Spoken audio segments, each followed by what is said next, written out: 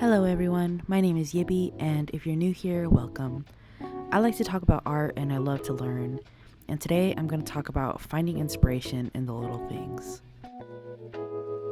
I've been drawing a lot of these little animal characters, and they're relatively easy to draw, and as I draw them over and over again, I can feel my hands getting looser and my strokes getting smoother, as in, my practice is paying off, and now I'm able to draw something that I previously struggled with. And you'd think I'd be excited about this, or maybe at least acknowledge my growth to myself. But I'm too distracted by something else to care, too preoccupied by the notion that I have no idea what I'm going to draw next. So I start to panic, because if I can't draw, then I can't practice. And if I can't practice, well, what was the point in all this, anyways? So what do? Well, first, I have to calm down and remind myself that it's not the end of the world if I don't know what to draw. Secondly, there's plenty of inspiration around me, I just haven't found it yet. But how do you find inspiration in what's around you? How do you find inspiration in the little things? Well, I like to think inspiration comes from observing our surroundings and using our imagination to create an aesthetically pleasing idea based around the observation. It sounds simple and obvious, right? But I know I don't think about what's around me often enough these days. Perhaps it's because I'm too distracted by my own personal problems, or maybe life has just been too busy and I haven't had a day to really take in my surroundings.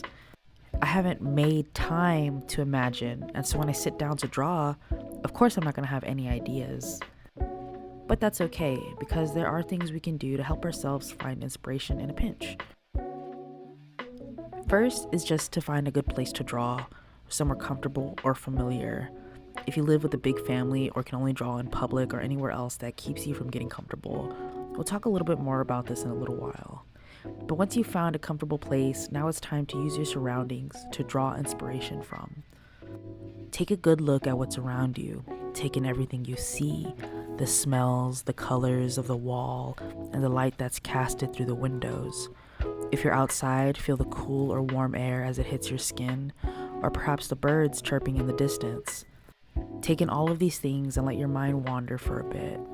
Now, I know not everyone has a big imagination, and some people can't visualize images in their head, but that doesn't mean they can't create imaginative art or can't observe any less than someone who thinks differently.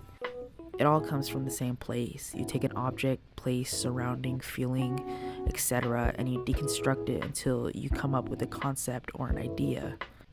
But let's use the term concept instead, because this implies that it's not just a simple idea, but an abstract form you created based off your general observations.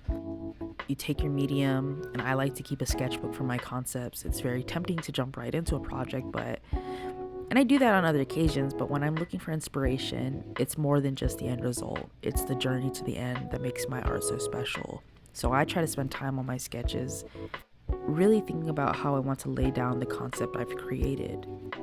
Like, I notice when I take my dogs for a walk along the ocean, I get lost in the large expanse of it, the sound of the waves and the seagulls and pelicans diving into the water. I take in all these things, and now I want to apply this to a drawing. But I don't want to just draw the ocean, because I've seen that.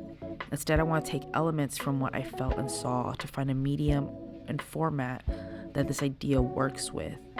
Right now I'm making this video, and I've decided I want my drawing to be based off the feeling I had while walking along the ocean, plus the feeling I get when I'm making a video. I use my practice hands to draw out shapes and figures that make sense to me, and let's take one of those little characters I've been drawing and use that as my main focus, with the ocean elements in the background. Perhaps the character is making a video as well, with a nice blue and white background surrounded by seashells and birds. I like this idea a lot, and I've decided that this is going to be the drawing I would create. Thus meaning, I found inspiration in something small and seemingly insignificant and turned it into a work of art. And that's great and all, but what about people who live in a rushed life or live in a chaotic environment? It's not so easy to relax into a drawing when you spend so much time dealing with other people, or when you have a big family, or when you're in public. How do you find the time to look for inspiration? Well, I have something to tell you. When you're surrounded by people, inspiration is in every corner. People can be some of the biggest sources of concepts and ideas. Everyone has their own stories, their own ideas, their own feelings and wants. And now you don't have to necessarily like the people you're drawing, not at all. You just have to observe them and create something based off the idea that they gave you. If you lived in a house with more than 4 people, you come to realize that privacy is sacred and shouldn't be crossed, but also not everyone thinks this way. This is another reason I keep a sketchbook. Yes, there's a chance someone might take it and look through it, but you shouldn't let that deter you away from having one. A sketchbook is a place where you can put all your thoughts and ideas into. It's supposed to be a safe place you can go when there is nowhere else to go. Even if you have someone breathing over your shoulder, just draw. And don't stop just because someone doesn't like it. It's your sketchbook, your rules. Now, I don't mean to say that you have to be tougher or suck it up because there are people around you. Just understand that when someone invades your space, wherever that is, you do have the right to set your boundaries. You really, really do. So when there is nowhere comfortable, use your sketchbook as that place of comfort. Make it the place you go to when you need to escape.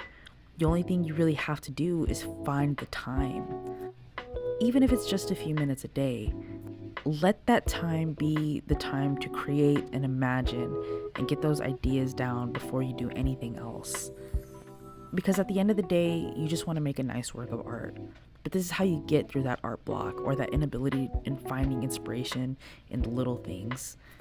It's okay to get lost. It's okay to not know how to take things in around you without getting overwhelmed. And of course, it's okay to make mistakes.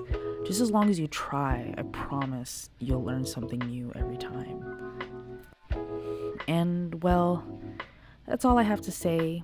Thank you for listening. This is a slightly different format than my usual videos, but I want to try out a different narration style. I do hope you like it.